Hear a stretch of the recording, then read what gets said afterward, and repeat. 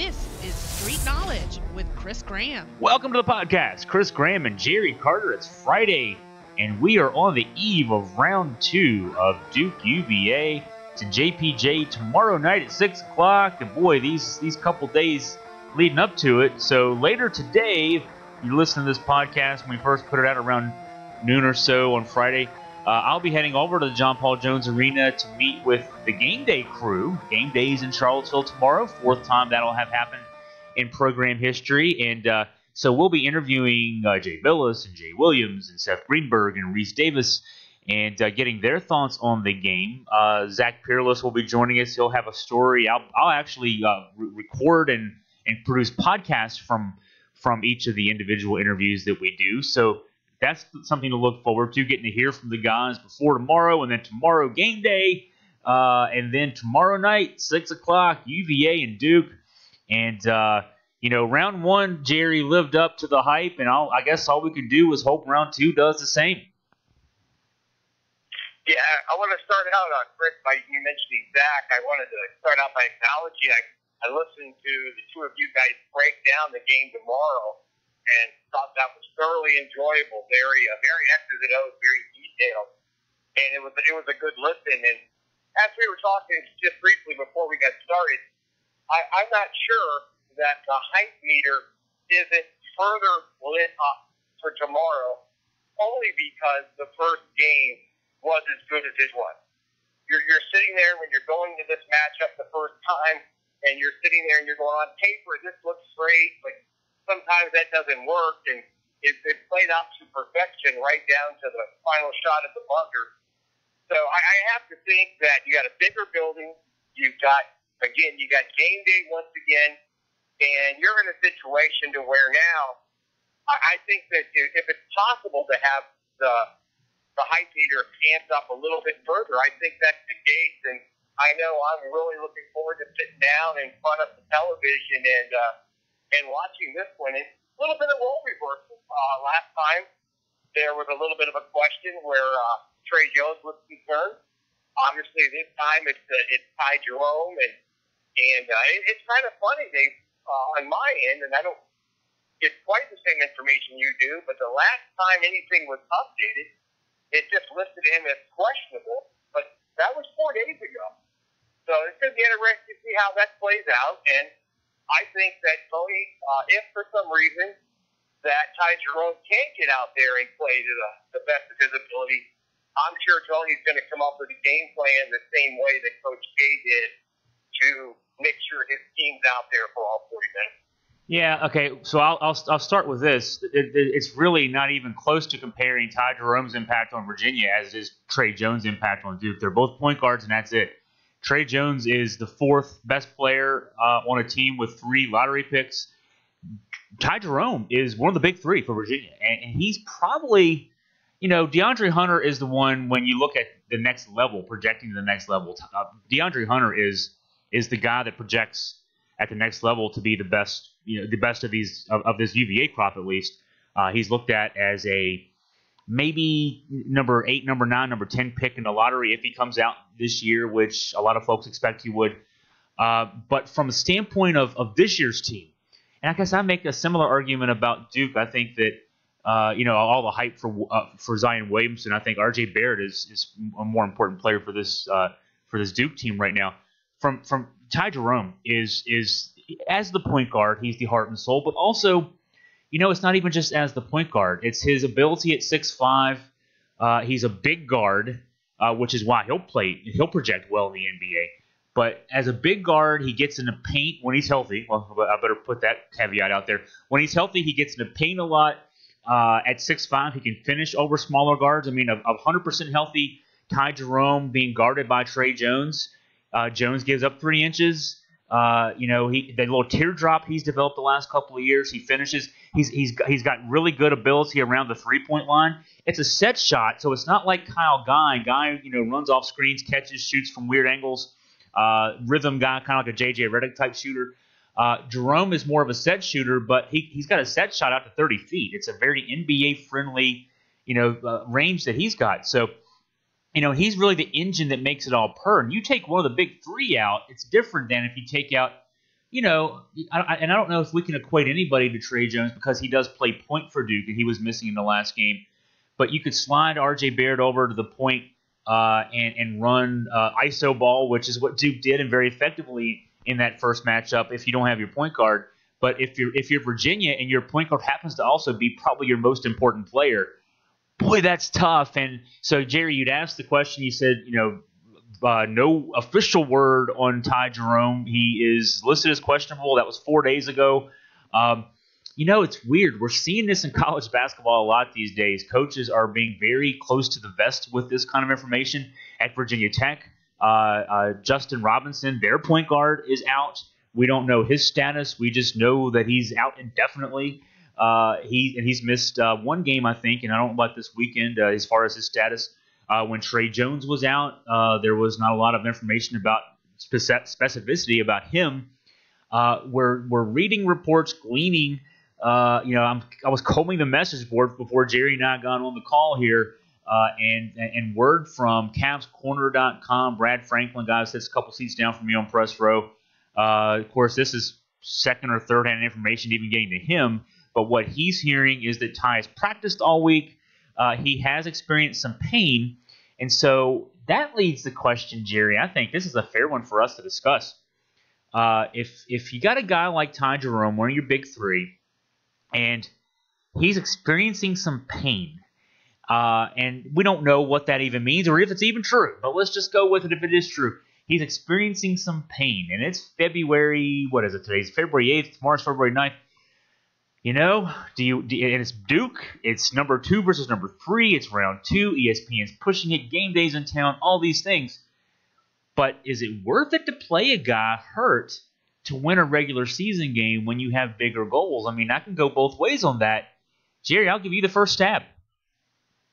Well, let's go back just for a second and where Trey Jones is concerned. Going back to our discussion leading up to the first game. It was something to where, I said before the game, I hope that Trey is out there in street clothes. I didn't want there to be any question at all to where, is he going to play, is he not going to play type thing with the injury that he had. And I was relieved when he was out there in street clothes. And it made me feel a little bit better about Coach K's thought process. Again, it is a regular season game. And there's some level of importance to it, but I have to think that if there's any question as to whether Ty Jerome is healthy enough to play, then I have the same level of faith in Tony Bennett that I have in Coach K. I don't think he's going to allow a situation to put somebody in harm's way. And again, as you guys broke down earlier this week, the back is such a tough injury from what's going to cause it to flare up. Yeah, you can have your neck or your back be out of whack just from sleeping long in the bed. So, that's the two-part question is, one, is Ty Jerome out there? And two, if he's out there, can he get through the game without having any further issues? Only because, and he is so active, he is such an active player. I don't know, maybe the most active player in the ACC. So it's going to be really interesting, and I do believe the same way that I felt. I feel a little bit differently about Trey Jones. I believe that Jones is a lot more important to Duke than you give him credit for. And it's tough when you're considered the fourth guy in a four-man band. But you have a chance. You just look at the game where Syracuse was concerned. They did better against UVA when he wasn't out there. But you had a game plan, and you're out there, and you're in the middle of running somebody off the floor, and Jones leaves the game, and it's a situation to where it's a dramatic change from 12 zip to they couldn't answer the push that Syracuse was having. So you're in a situation where I think that I don't know that Jones being out there tomorrow makes Duke a better team than the way they performed in Cameron. But where Jerome's concerned, I'm really hoping he's healthy. I'm hoping that he's out there. But I have complete faith in Tony Bennett and that if Jerome's not healthy enough to be out there, I don't think he'll be out there. Yeah, I would say that's a good first stab, and my first stab will be, if he's hurt at all. This game's important. Yes, it's important, but it's not as important as for UVA fans. Duke fans already know this. UVA fans have let themselves get caught up the last few years. Are we going to be a number one seed? Are we going to win a regular season title or an ACC tournament title? And after the UMBC loss last year, and even after certainly a couple years ago, the loss to Syracuse in the Elite Eight, we know that what we really want to do is hang one of those really big banners. And this team, before Ty Jerome suffered whatever back injury, and that's the thing with Trey Jones. We had some specifics as to his injury because it happened. We saw it happen. He dove for a loose ball. His shoulder got jammed. It was an ugly incident. I think he's fortunate that he wasn't hurt more than he was. I thought that could have been a season-ending type thing when it first happened. When I first saw that, his shoulder kind of it landed at a weird angle. It was not a good-looking thing at all. So glad for the young man. He's back out there as soon as he was. He only missed a couple of games, I think, maybe even just the one game. But we don't know what happened with Ty Jerome. He played the whole game. Whatever happened in the NC State game, it happened early in the game, we're told. Again, I just don't know what happened. There wasn't a play where he fell down. There wasn't anything like that. He played the rest of the game. He didn't look good. He was, he clearly was laboring. He wasn't his normal self at all, but he still played. And so that makes you wonder, was it something bad or was it just a back spasm? I've had back spasms. Those are awful. They feel terrible. They can linger for weeks, but it's not like, at first with Jones, you thought, man, he might have separated his shoulder. He might need surgery. He might have torn a labrum. We don't know what happened there. So that's the thing with this. And UVA fans, of course, are really funny because UVA fans gave Duke hell for not disclosing any more about Trey Jones than they did the week leading up to that game. UVA fans have given Virginia Tech hell, even though we're not even playing Virginia Tech for a little bit more time, but over Justin Robinson. Like, oh, yeah, all this stuff about Justin Robinson. And Virginia has been the quietest of the three when it comes to Ty Jerome. We know nothing. We didn't see a play. We don't know if he's had an MRI. We don't know if he's just taken some back pills. He's got an extra pillow in bed. We have no idea. So, but yeah, I'm there with you, Jerry. And plus Virginia's had a week to prepare for this game, kind of like Duke. Duke didn't have quite a week, but they played Monday against Syracuse, Saturday Virginia. But Virginia's had plenty of time, if they're going to play without Ty Jerome, to game plan, to figure out rotations, etc. Get a guy ready who might not, be part of the rotation. Marco Anthony, I think, could be that guy to play in the backcourt and give some more minutes. But they've had plenty of time. It's not like they played Thursday night and have a walkthrough to get ready for this game. So, it wouldn't be the worst thing. I think they can go out there without Ty Jerome and give Duke a good game, maybe even pull off the upset without Ty Jerome. And it would be an upset if Ty Jerome doesn't play. I think they can do that. But and with that longer-term goal in mind of, those games in March and April are much more important. So it's going to be really interesting because the value of a player, and one of the most amazing things to me, and I consider myself a college basketball team. I do. I try to follow 4 teams every time they're on the field. And those 4 teams being UVA and Duke for the natural reasons. And out here, the home teams of Washington and Gonzaga. So just trying to watch 4 teams play every game that they play is mind-bogglingly difficult.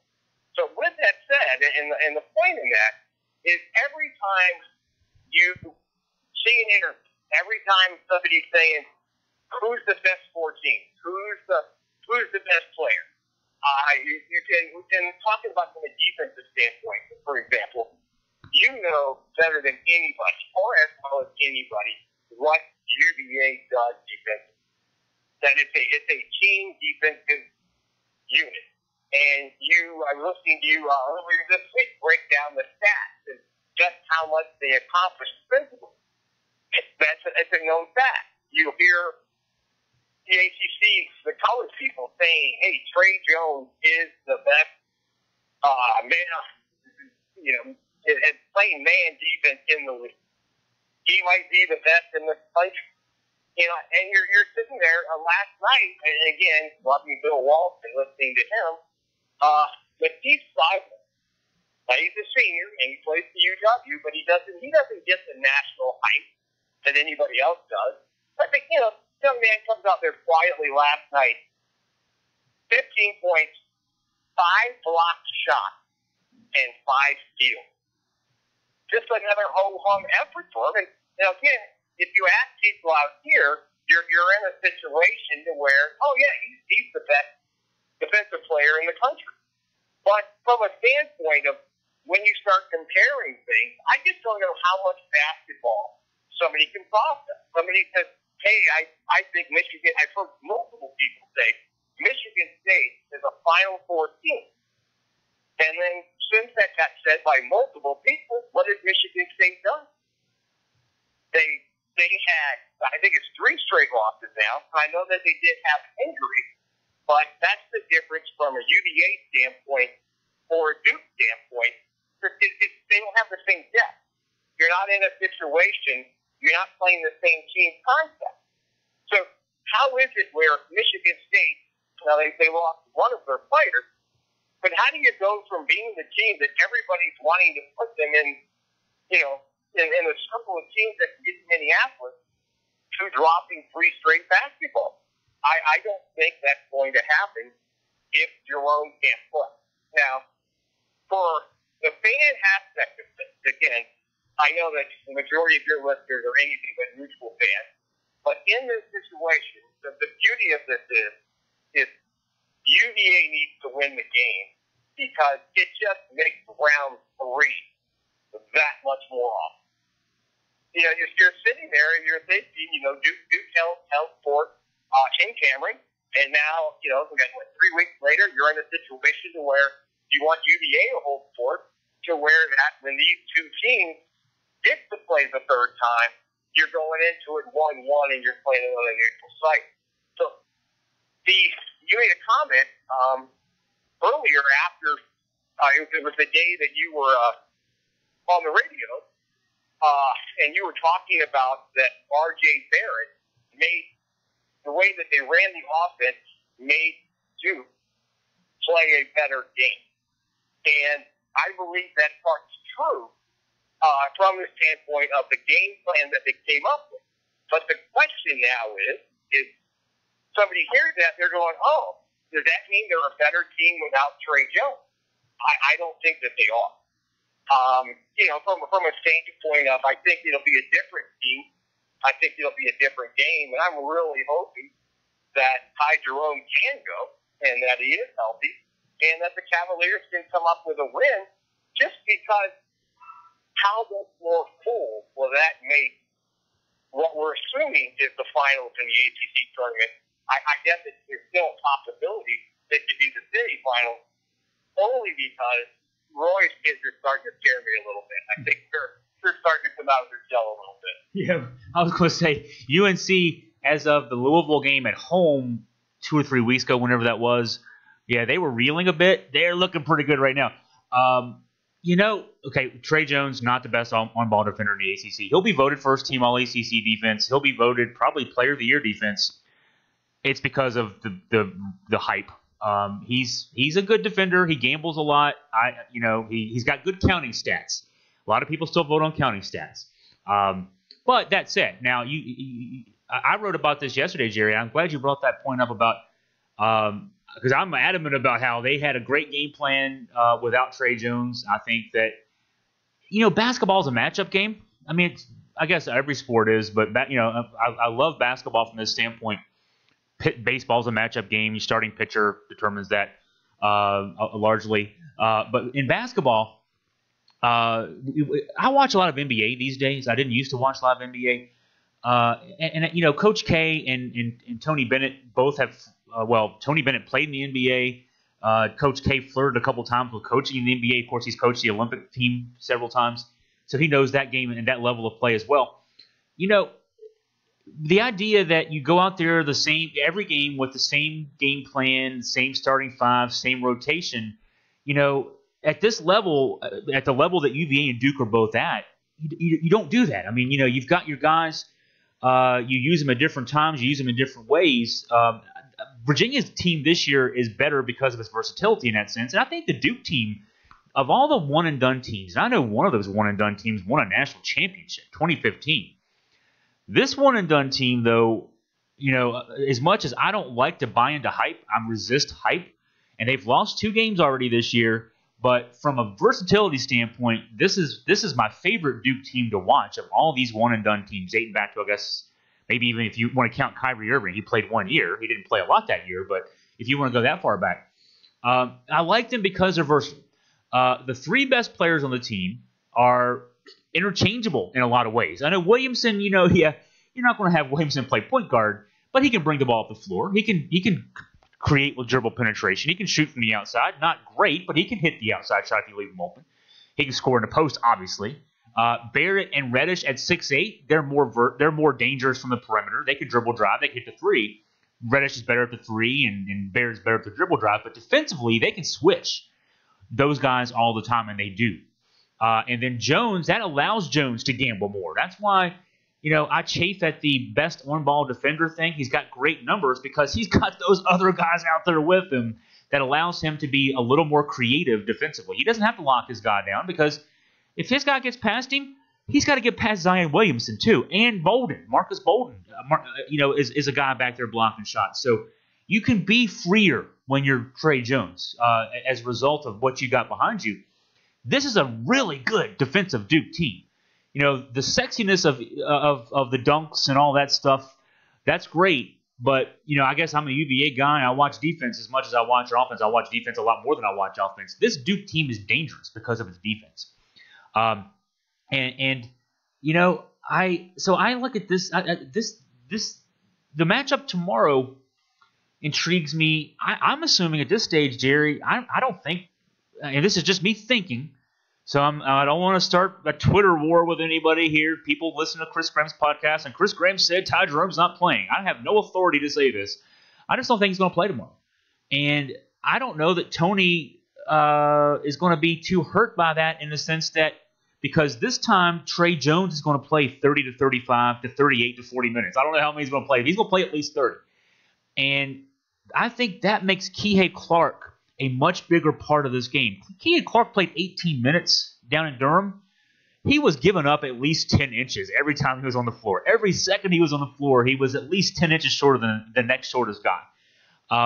But against Trey Jones, I'm not saying he's going to neutralize Trey Jones, but I think that they kind of neutralize each other. Kihei Clark was a very valuable part of that win over Virginia Tech.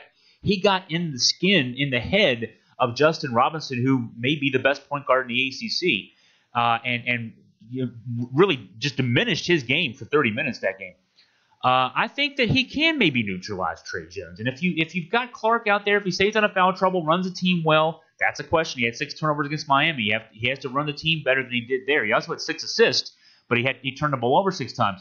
But if he can somewhat neutralize Trey Jones, Duke still's got the advantage. They still got their big 3, and Virginia's only got 2 of their big 3. So you'll have to have someone else step up.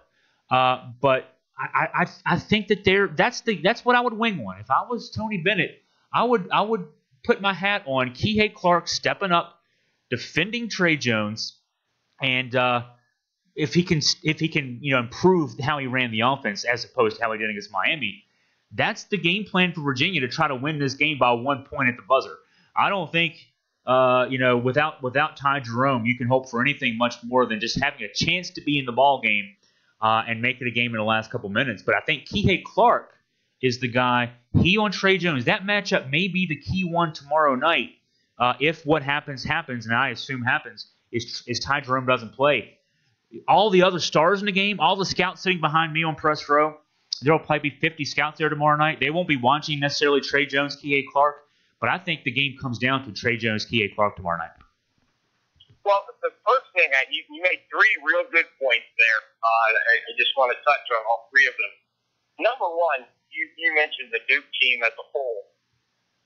Having the conversation with Lynn before the season started, and having some fun with it. And it's been a lot of time. I've watched every second of every game so far. And I told her, I said, I'm not guaranteeing they're going to win anything. I said, I'm guaranteeing you they're going to be fun to watch. They're going to be entertaining. And that they are. They're fun to watch. And it's a situation to where Jones is concerned, you're absolutely correct. It's easier to play an aggressive style of defense when you have three people playing behind you that can pick up what gets past you. That's huge. You can't put any kind of number on that.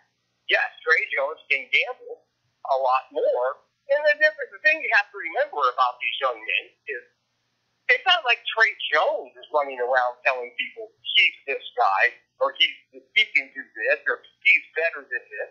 It's part of it is the hype machine. I think Trey Jones is a very heady ball player, and he understands who's behind him, who has the ability to erase a shot. So he plays to that. I don't think that in a situation the same way when a player goes, the old joke, the only guy that can hold Michael Jordan under 20 was Dean Smith. All of these guys are going to play at a different level in the NBA because the game is so different. But yes, the Duke aspect, they're fun to watch. The second one, where Trey Jones is concerned, you're in a situation where he does have the ability to go after a lot of balls that he couldn't go after if they were thin behind him. So yeah, that sets his game up a little bit. The third thing is where you mentioned Reddish and Barrett, and they're being similar. Here's the difference between the two. Okay, and this is huge. Barrett struggles with his three as well. Okay? He'll go out early on in a game, any game, he's going to take 5 or 6 3-pointers. He might make one, he might make two. Once he realizes that they're not falling, Barrett just says, okay, this isn't working here. Here's what I'm going to do. I'm just going to go score, find somebody who can stop me one-on-one. Now, where Reddish is concerned, when Reddish's shots are falling, he doesn't create his own game. And that's the difference. And he did more of that, though, in this last game out. And that's how he finished with 24 points. Right now, people want Reddish to shoot three. Now, they shot him a little bit better. They started the other night. I think it was they made their first 4. I mean, they were laughing because they're 4 for 4, and then the rest of the night they went 3 for 21. So you're in a situation with Reddish for the first time in a while drove to the basket. You look back, you don't see a whole lot of that. So if you're out there and the other team is wanting you to shoot, okay, they're going to back off. They're going to give you space and say, hey, beat us from the 3-point line. What Reddish has to be able to do is play a little bit more like Barrett. That's easy to say.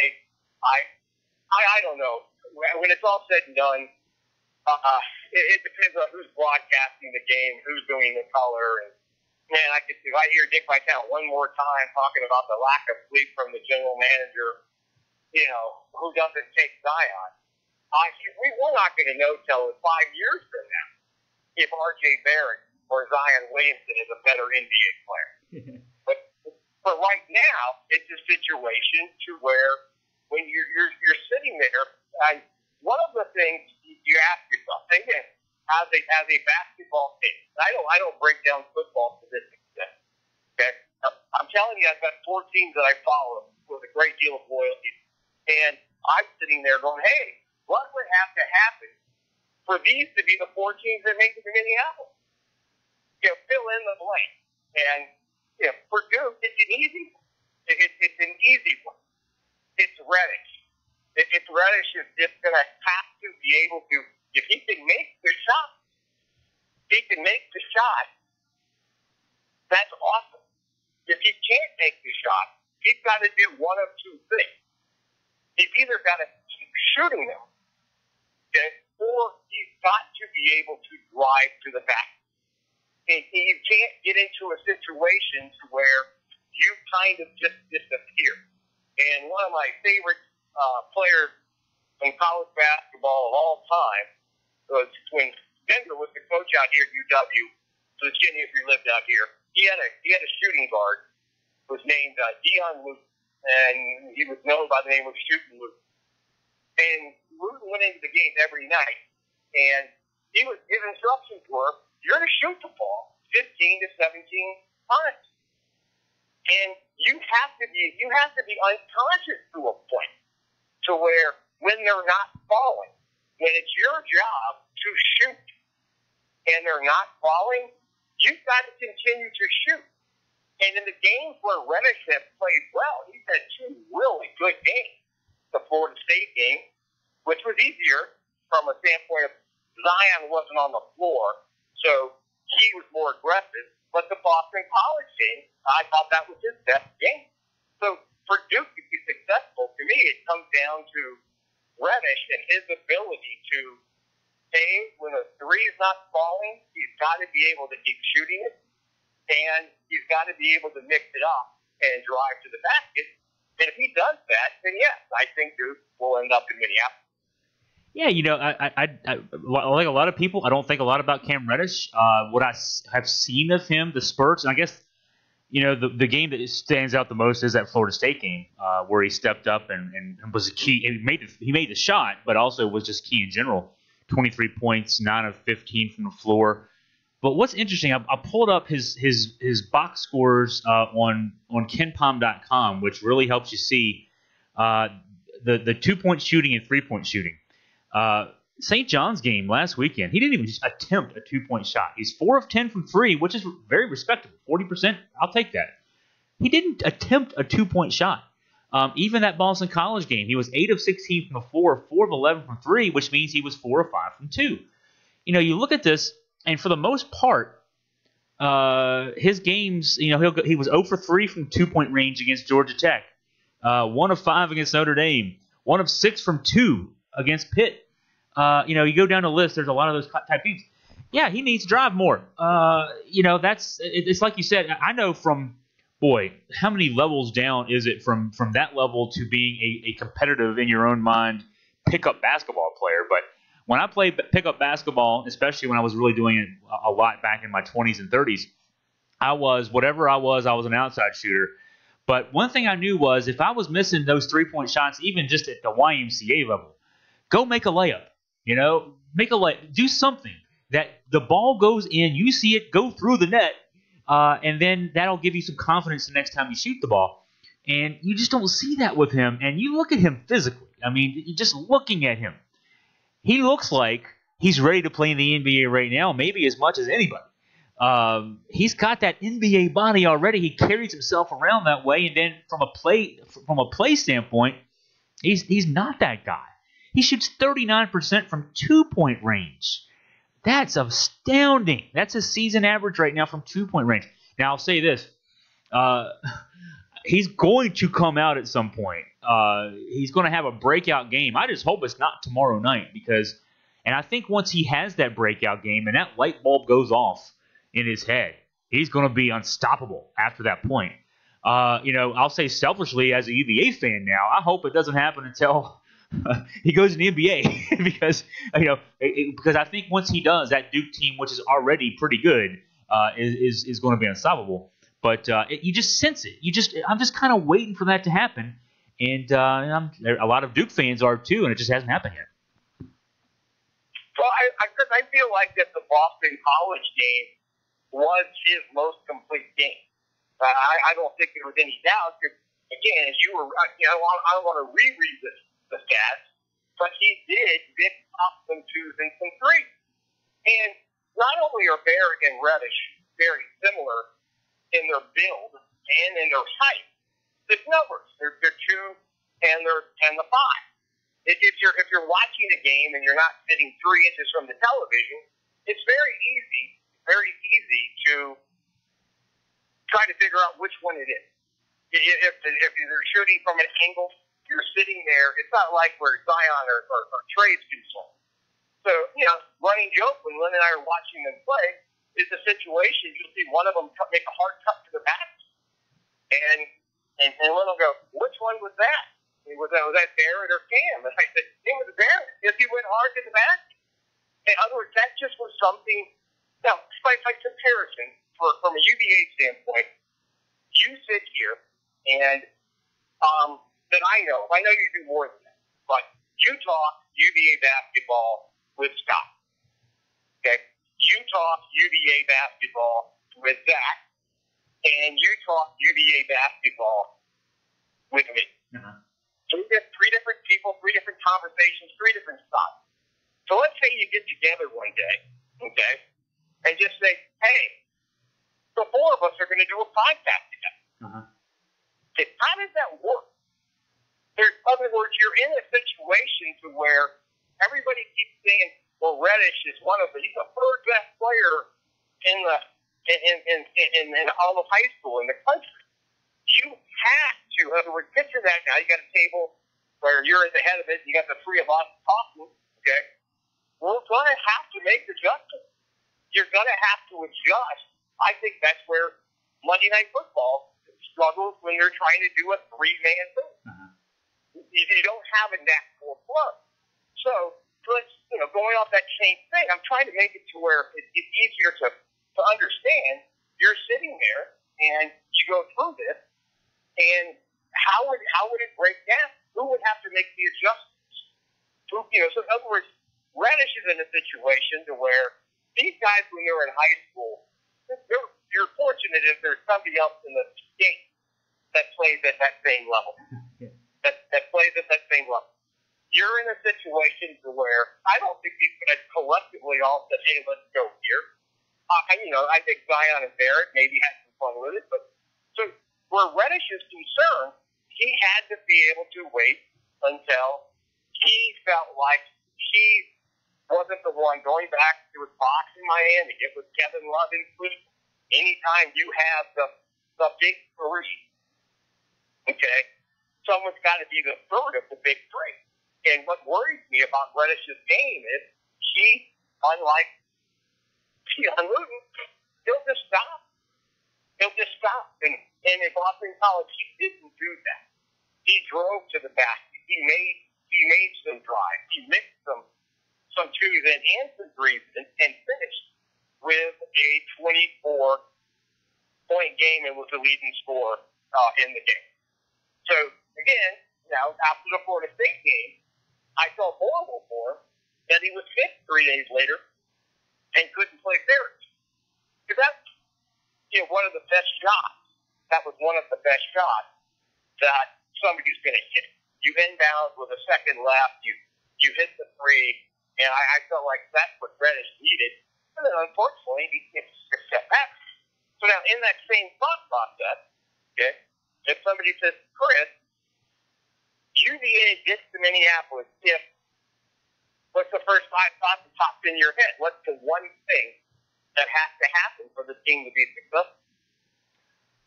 I'll answer that in a second, but I really wanted to jump in because as you're talking about Reddish's struggles adjusting to being the third wheel of a big three, and he's a very talented third wheel. He's going to, no matter what happens the rest of the way, he's still going to be a high draft pick coming out in June because of the potential he shows.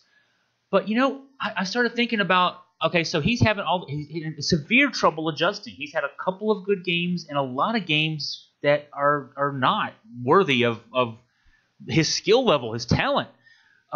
Virginia's got a big three too, and would theoretically have the same. Now their big three are more veteran, if you want to say. They're all juniors. Technically, they all came in the same recruiting class, even though DeAndre Hunter redshirted that first year. He's only a sophomore in eligibility. They all came in the same recruiting class.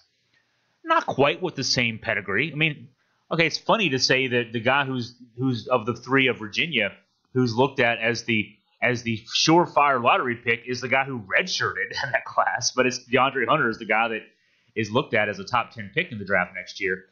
And if Hunter and Guy came out, they could be late first round, maybe second round picks, which is probably why you won't see them come out, because you don't do that if you're potentially a second round pick with no guaranteed contract. Okay, so that all said. But I don't see on a game-to-game basis that any of those guys has trouble being part of that mix of three. You know, I mean, and Virginia's offense has less possessions per game than what Duke gets. Duke's averaging 70 possessions a game. Virginia averages 60 possessions a game. That's 10 less times to shoot the ball for somebody. So you know, jealousy could be even more at issue when there's that fewer opportunities, that many fewer opportunities. And yet I don't sense it that, you know, there's not one guy of those three that consistently is not producing because he's the third wheel. You know, from game to game, one of those guys steps up. When that one guy steps up, the other two, you know, they do other things. And so I don't know what to attribute that to. That's what kind of overtook my mind as you were talking, you know, through Cam Reddish's issues adjusting to being the third wheel. Because it wasn't a given going into the season he was going to be a third wheel. I mean, yes, all the attention was certainly on 1 and 2, whether that be Williamson Barrett or Barrett Williamson, but he was looked at too, and probably still is by a lot of people, as a top 5 guy, a top 10 guy, certainly a lottery guy. From the Virginia standpoint, I just don't sense those guys have that same issue adjusting. Is it because of age? You know, is it because they are 2 years older than these guys? Is it something different Coach Bennett's doing? Is it more the system at Virginia, which, you know, when you run a motion offense and a pack line defense, you better be in line with your teammates, because, you know, the defense relies on help, the offense relies on screens and good passing. You know, with the Duke kids, I've said they play great. They switch on screens. They can guard all positions, but the offense can be a little iso ballish. It's maybe a little bit more about individual talent than it is about, you know, a smooth team game like the old Duke teams of the 90s. Is it that? I mean, I don't know what it is. And so I'll ask you, Jerry, as a guy who's watched Duke basketball since the 70s, what are your thoughts there? Is it, you know, when you look at a team like Virginia, and that's the only team I can really equate it to right now, their big three seems to get along and nobody has any issues. And then this young group at Duke, one of the three guys is outside looking in. Why might that be? Well, one of the things that, first of all, you cannot undersell what you kept saying, third year together. I love these guys. You know, all three of them. You know, Hunter's game is. I think about Hunter. If Hunter stays, now, granted, he has every right to go, and if you're a lottery pick, you're a lottery pick. But the situation that you're in is once people start doing things together. And I remember Kyle Guy as a freshman, and I remember Ty Jerome as a freshman. They were what? They were nice players. Yeah. They played defense. They were fun to watch. I remember the funny hairdo, and I think he's probably more known for the funny hairdo than his game ability. But who did they learn on? Who did they learn on? Who was in front of them? Yeah. Think about their leadership. So you're in a situation to where you go through this. Kentucky is a great example this year. Okay? Again, they're young. They're young every year. They're young the same way that Duke is young. So you're in a situation to where Kentucky, and I don't want them to, but I don't get the vote. I don't want Kentucky to go to Minneapolis. But the reality is, what have they done?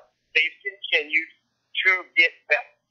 They've continued to get better very quietly, but now they've made it to the top 5. Once Duke played that game opening night, they could have went 40-0, and they wouldn't have lived up to the expectation.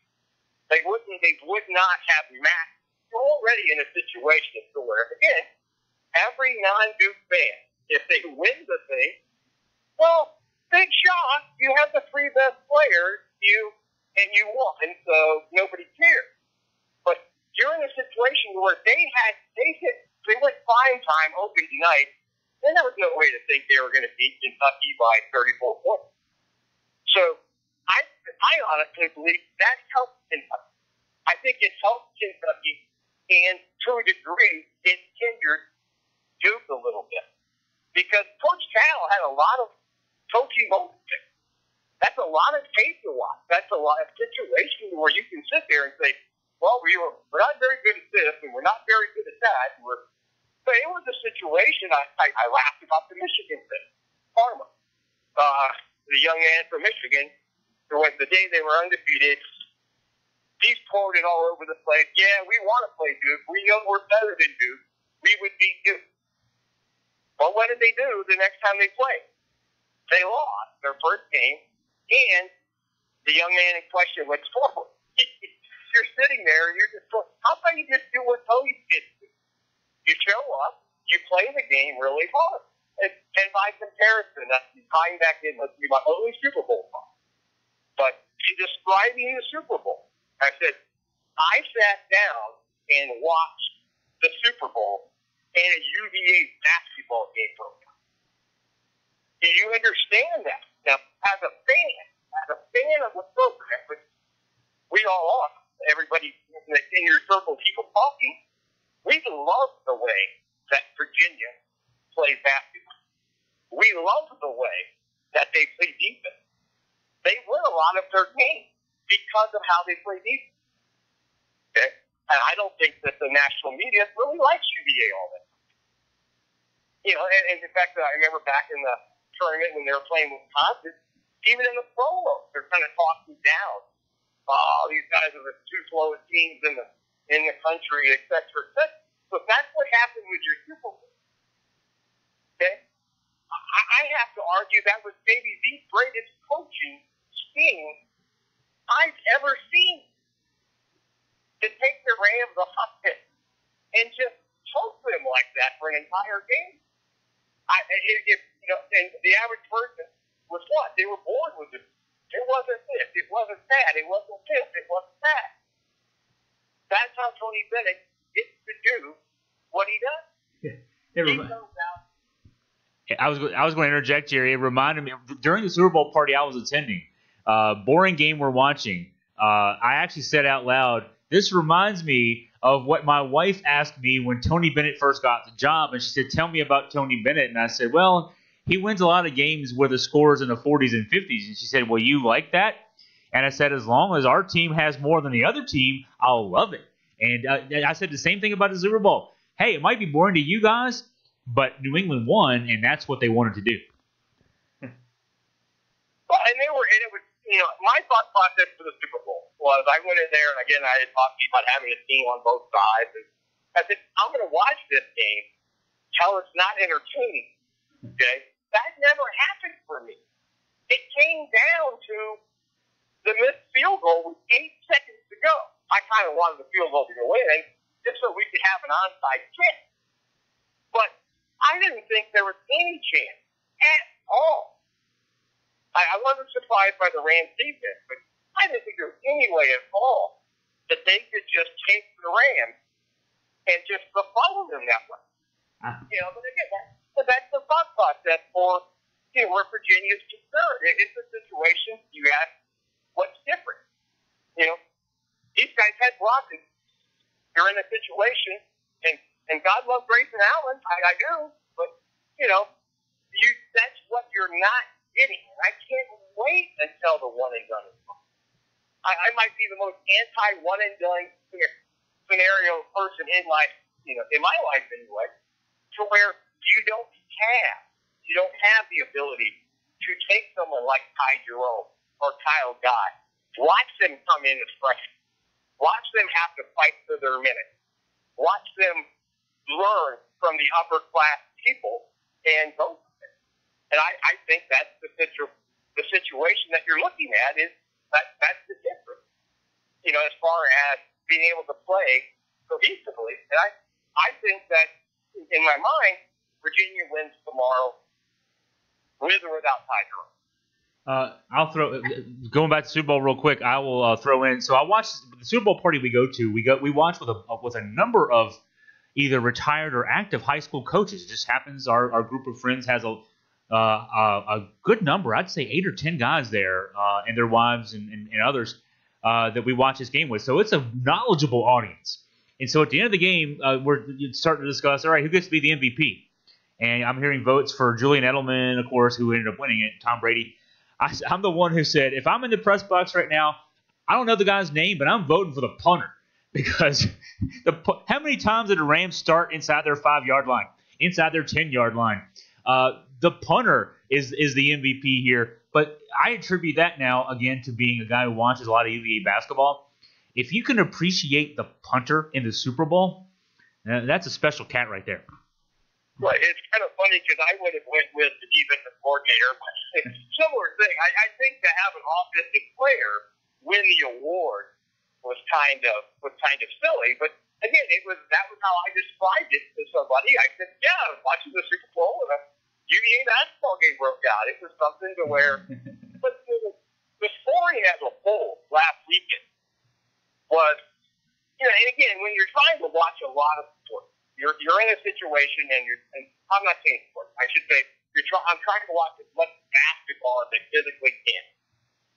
You take a look at what happened last weekend, and I'm not going to bore you with a ton of stuff. I'll just go and run through some numbers real quick. Okay, you had a game going through it. Okay. Let's start out with Clemson holding Wake Forest to 37.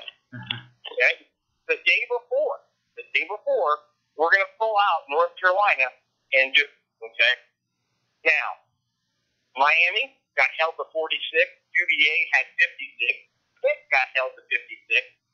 Virginia Tech in a win, 47. NC State in a loss, 24. Georgia Tech in a loss, 49. Florida State in a win, 59. So, Chris, you and I talk a lot of ACC football, and we would both agree, we don't know a whole lot about Big 12 football. We know who's in the league, and we know who's successful. But the reality is, if you just look at the scores every Saturday, what's the first thing you're thinking? Wow, do they not play defense out there?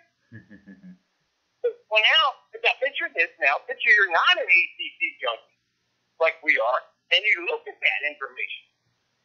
You're going, you certainly didn't watch all those games, but you're going, wow, are they playing really, really good defense? Or are they just playing bad basketball? And I don't know how you put that. Going back to Carolina for a second, you picked the right spot back to the loss to Louisville.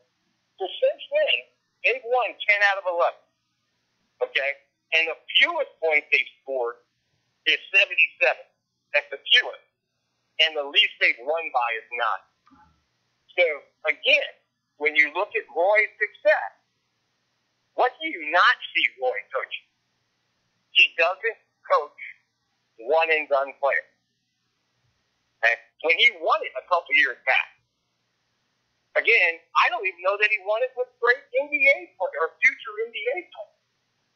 But he had a bunch of juniors and seniors who he had 4 years to coach and was in that situation to where, it showed. It got them through the tournament and it got to the national championship game. And you're doing the same thing this year, as far as they're just getting it from everybody.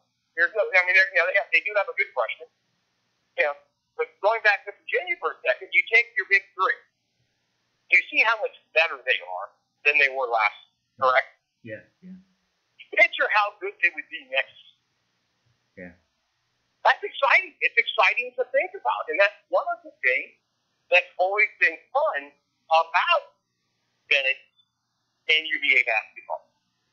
You get to see the guy come in as a freshman. You get to see him pay his dues. And I'm drawing a blank on the name, but I remember you telling the story about one of the better players to come to UVA wasn't getting to play as a freshman, even though he would have been one of the better scorers.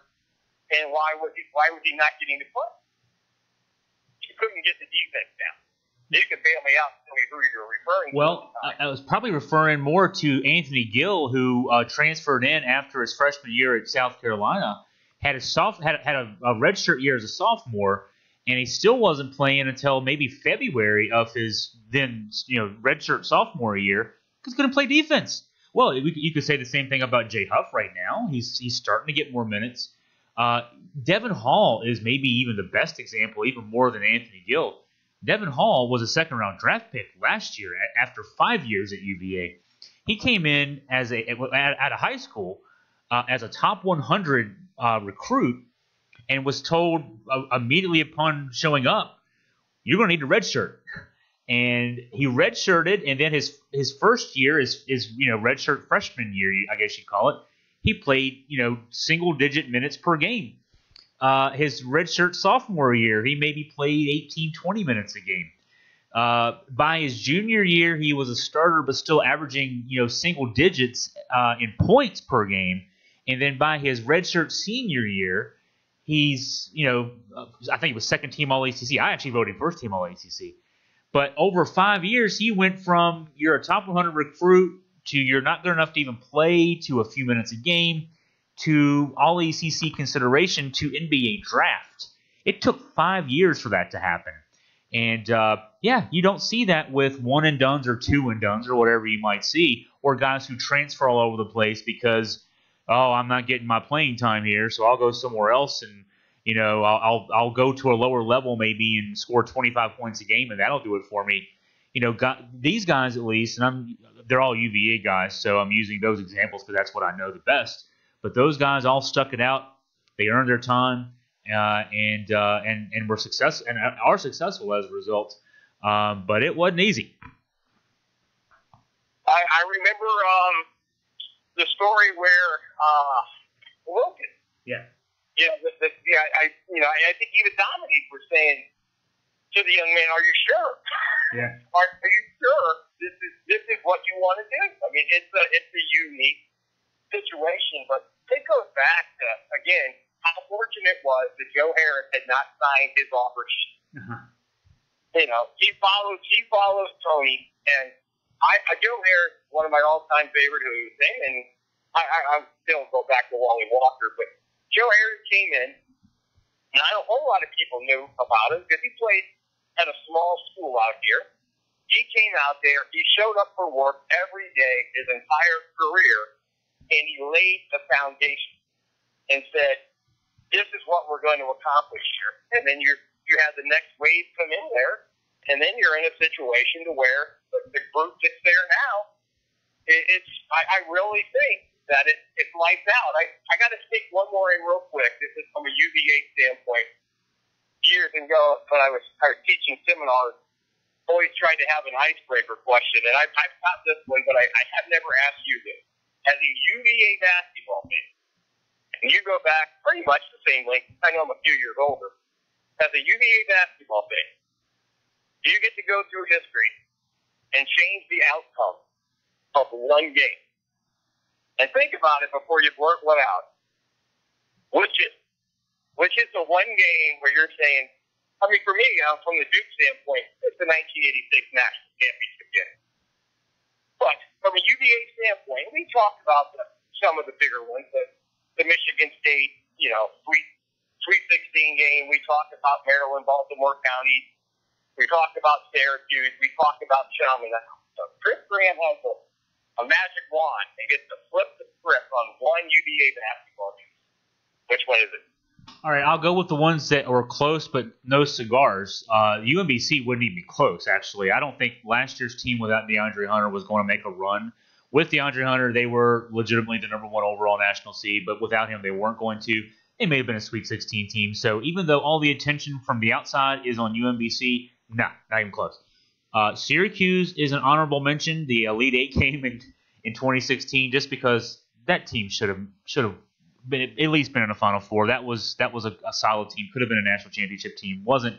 That team in 2016 actually beat the two teams that played in the national championship game, each by double digits. So that's a tough one. But I'll still go away from that one.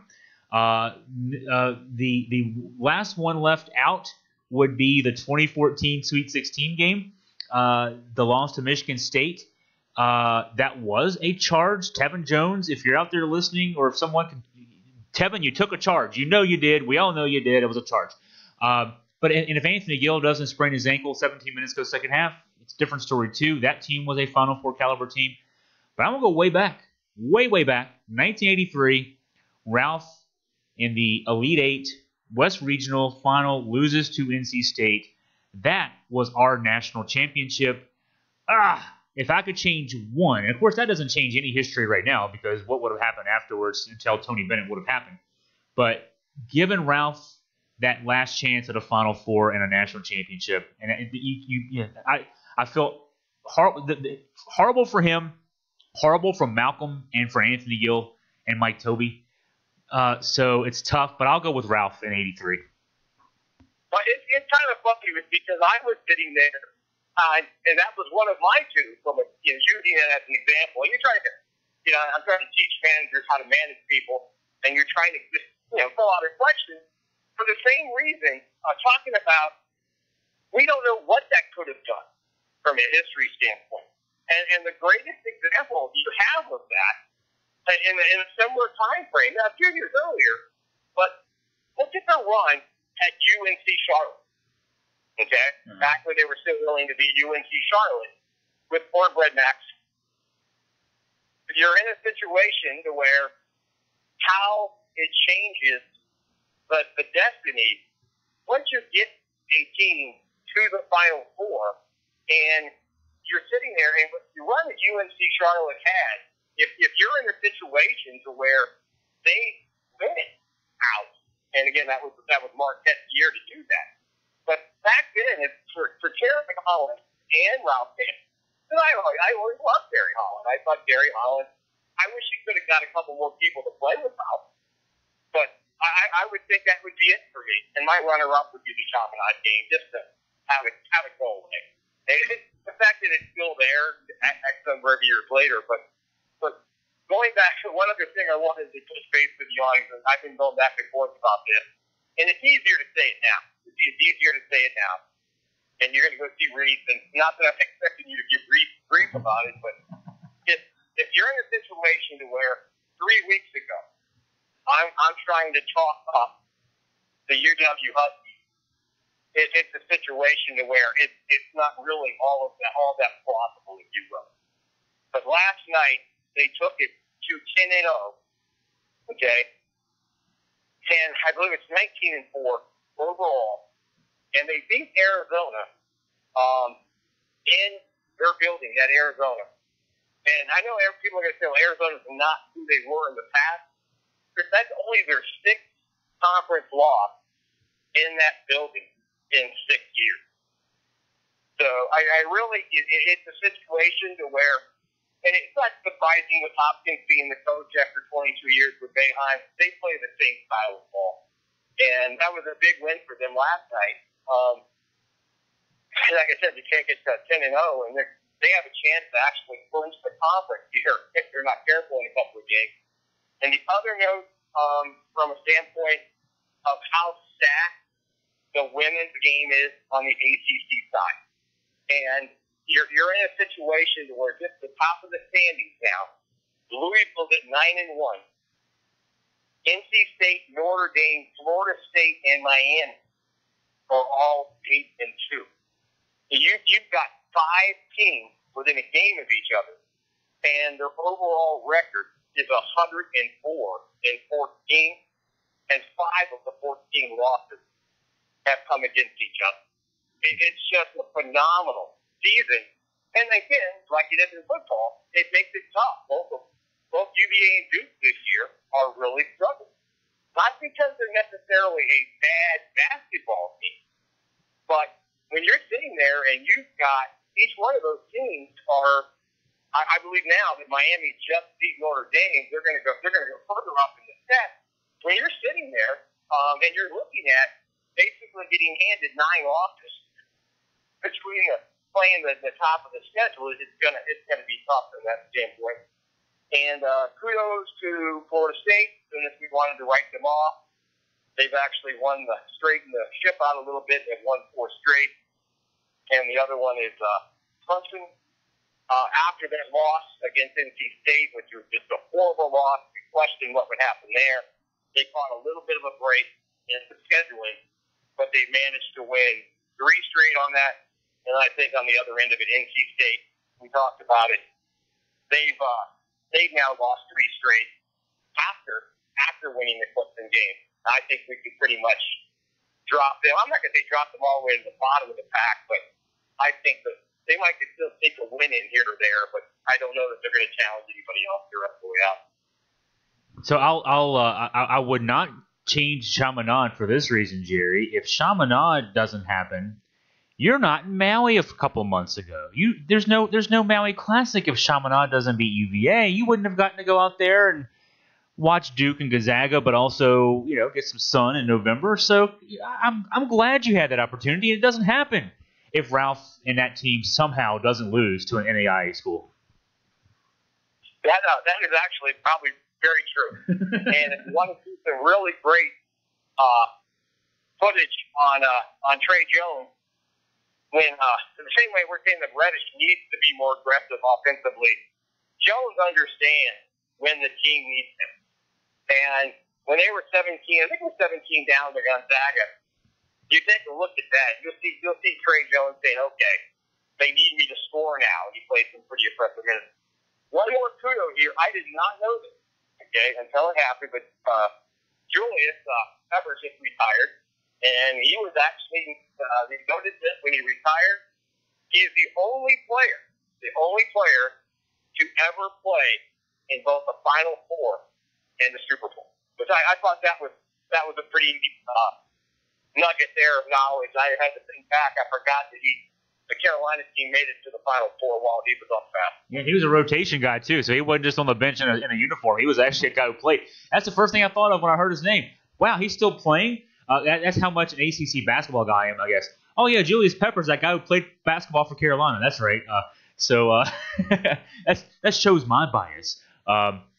Here's my parting thoughts as we, of course, for our listeners out there, if you listen to this, hopefully later today you'll have opportunities to listen to us talking with Jay Billis and Jay Williams and Seth Greenberg and Reese Davis. We're going to go over and talk with them at JPJ ahead of game day tomorrow and then, of course, the game tomorrow night. But here's my parting thought. And UVA fans are, again, I'm the guy who would have voted for the punter to win the MVP in the Super Bowl. So when I say I think tomorrow night's game comes down to not the big three of Duke, not the big three of UVA. I think it comes down to Trey Jones against Kihei Clark. So UVA fans out there, my parting thought to you is I'm putting all of our bets on Kihei Clark tomorrow night. So that's my final thought. Jerry, your final thought setting into tomorrow night's big game? So again, I understand I'm the rarest of fans.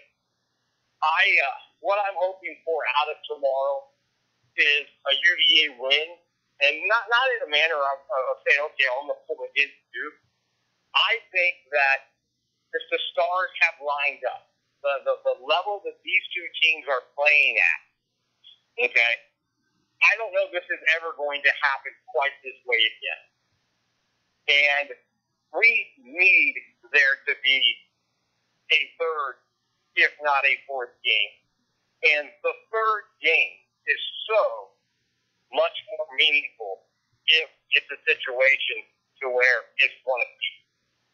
And I believe with the home court and the change of the fan base and the knowledge of the fan base, I remember, again, the 4 years of the season ticket, there was a lot of casual fans there. There were a lot of people when Reynolds and Singletary were there that showed up for the game, but they weren't really energized fans. I think the atmosphere tomorrow is going to be awesome. I think it's a situation. I trust Tony. If Ty's ready to play, he'll play him, and if he's not, he'll be sitting next to him. But I really, really want to see UVA win this game, so that when they play again, I just think it takes the hype, if it's possible, to have something that would be more fun to look forward to. It would be the third round. Now, correct me on that if you see that in the other direction. If you're a UVA fan, okay, obviously you want to win the game tomorrow.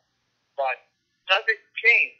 Does it change your mindset of how awesome Game 3 would be if it's 1-1 instead of 2-0? Virginia beat North Carolina in the Ralph Jordan era twice one of those regular seasons. I want to say it was the 1981 regular season, and then lost the ACC tournament final and lost in the Final Four. So, and plus, if the circumstances tomorrow, I mean, if they're both full strength tomorrow, and Duke wins, then that's a huge accomplishment for Duke to win on Virginia's home floor, where they've lost 10 times combined in the last 8 years. If you beat a full strength Virginia team, that's a huge feather in the cap for Duke. If Duke beats Virginia without Ty Jerome, I think the narrative after the game, depending on the nature of it, if it's a blowout win, it's one thing. If it's a close win, the narrative may be, well, they beat them without Ty, and so we'll see how round 3 goes. If Virginia wins without Ty, I don't even know what the narrative is then. There's wailing and gnashing of teeth about how Duke blew a game against a team that wasn't full strength, and of course the UVA base is going to probably go ahead and book their hotel rooms in Minneapolis foolishly because there's still a lot of basketball to be played. And if it's a full strength win for Virginia, yeah, it's 1-1. So those to me are the 4 possible outcomes, I guess. All the different directions it can go. And that all said, I go back to that 81 season in Virginia, those 2 regular season wins over a really good Carolina team, and then Carolina won when it mattered. So I think, actually, the 83 game I would have reversed if given the chance to re-engineer history. Virginia beat NC State twice in the regular season, lost in the ACC tournament final, lost in the West regional final. So, yeah, I don't know. I mean, it does. Obviously, both teams want to go out and win tomorrow night, but if they're playing again, that's a beauty unto itself, I guess I'll say. And we certainly hope for it on my side, too. Well, I don't know how. And again, we don't know the matchups, and we don't need to worry about breaking down the ACC tournament yet. But I'm just not sure of a scenario that we end up with where they don't meet for the 3rd time. I really don't. And again, Louisville, Carolina answered the Louisville home defeat. It's funny that they both visiting teams won there, so I'm not going to discount what Louisville can do. The only thing is I will say this, is that North Carolina is more worrisome now than they were a month ago. But yes, round 2 should be fun. I'm glad you guys are going to go over there today. I look forward to listening to all the podcasts, and I look for another great ball game tomorrow. Yes, indeed. Well, thanks to Jerry for joining us here on the podcast. Again, we got so much still coming up for this game here on Augusta Free Press, so please check it all out. For Jerry Carter, I'm Chris Graham signing off. Have a great day, everybody.